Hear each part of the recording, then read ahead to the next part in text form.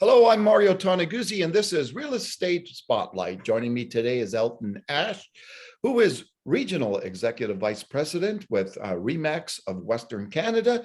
Thank you, Elton, for joining us today. Great to be with you.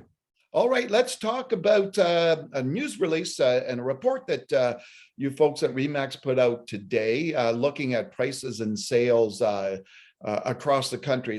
Let me just ask you, first of all, in a general sense, what the report is showing in terms of prices and sales currently in the markets in Canada.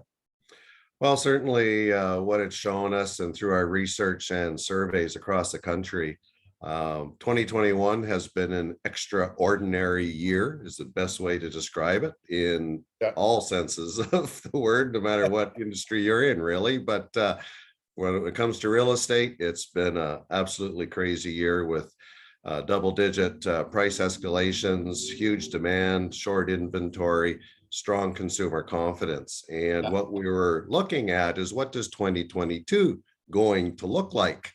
And so the report gazes into the crystal ball, and through especially research of Canadian consumer attitudes via the Leger Group, and looking at how Canadians feel about buying real estate, what the investment outlook looks like for 22, certainly is going to be a continuation of strong market conditions, but really more of a return to what we might say are historical, normal real estate business cycles. So that we're going to see a bit of perhaps softening of overall demand, and hopefully some increase of inventory to sort of bring price escalation into lower levels, let's say. Okay. So for 2022, then we're looking across the board, sales increasing a bit and prices increasing a bit across the country. Yeah, absolutely. And if we look at Alberta specifically and Calgary, I mean, we're looking at a more muted increase of pricing for the city of Calgary, about 2.5%, increase of overall unit sales of about 4%. Edmonton, slightly higher numbers, and that's just a factor of inventory and demand. But the province of Alberta is looking very positive for 22.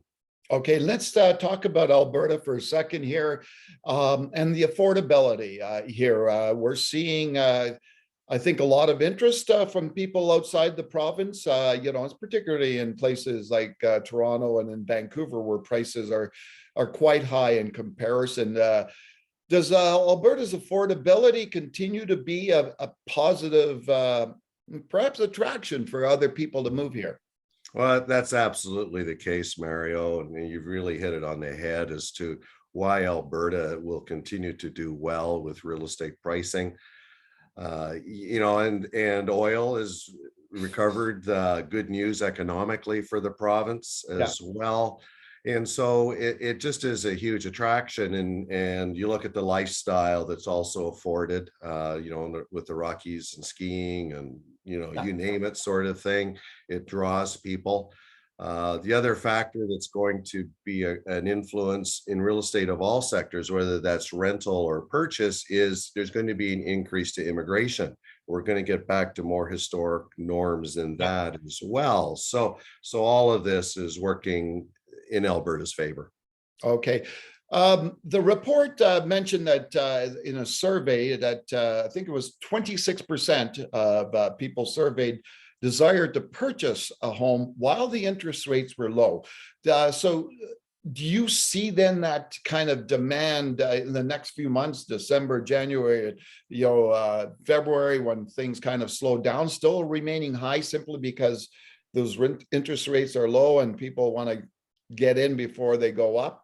Yeah, and we're actually going to see, when we look at markets and when they sort of kick into high gear in the spring, typically in Alberta, that's, spring melt kind of time period, late March, early April. Well, we're going to, at least we feel, we're going to see an earlier boost to that. I mean, Bank of Canada has signaled they are going to start stepping interest rates up. Inflation is a concern, that sort of thing. So what's going to be happening is when that first little bump comes, and we're not talking 1% increases to interest rates. It's going to be, small incremental increases over time, but nevertheless, when that occurs, which we're anticipating will be a bit earlier than what's been signaled by the Bank of Canada, probably March, maybe late February, as soon as that, but certainly in March. As soon as that occurs, there's going to be this immediate push by buyers to take advantage and lock in and buy their home prior to further increases. But when we look at that, it's good news from a Canadian real estate perspective, because it will be slower increases. We've had, 5-year rates, 1.5 and less percent, and people locking in already. And so there is a concern that when this ratcheting starts occurring to interest rates, how that will affect a so-called bubble. And we just don't see that occurring either. That's going to be, and this is why we're also looking at lower or softer market increases as well for 22. A lot of the buyer demand has been satiated to this point in time, and so there's a lot of factors playing here. Okay, super. The only other question I had for you, Elton, is in that survey as well, they talked about the number of people that actually owned a home in Canada, and that was 62%. Is that a high number, good number? Well, it's an interesting, because it depends on where you draw the stats from, because typically our stats can numbers and that sort of thing are in that mid 60% range. And as high as 68% ownership ratio in Canada, which worldwide puts us at the higher echelon of home ownership on a per capita basis. And so it's very healthy for Canada to continue at that.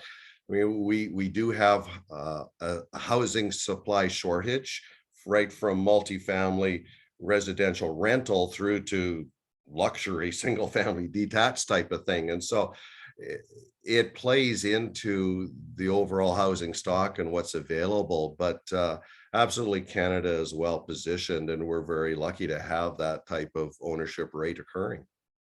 And I imagine that rate is probably going to go up.